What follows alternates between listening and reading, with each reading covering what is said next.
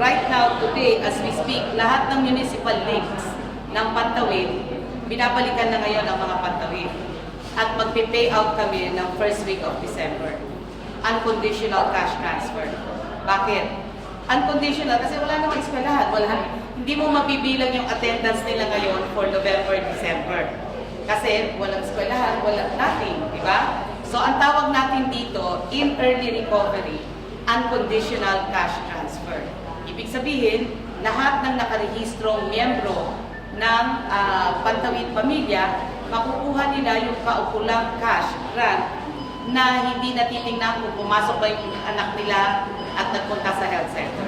So that's one step that will cover all Pantawid Pamilya beneficiaries dito sa Eastern Samar Lake.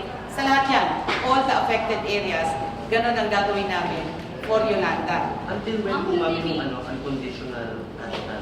Until the facilities of health and schools are up. Medyo matagal yun. Kaya nga, ano magagawa natin, di ba? Parang punto ko, nag-uusap kami nila Brother Armin, alternative learning tents. Pero kailangan pa muna namin i-account ilan ang namatay na bata. Ilan sa mga taga-Pantawid ang buhay pa. Kailangan namin tingnan lahat yan para ma-rehistro namin ulit. So, this is part of early recovery.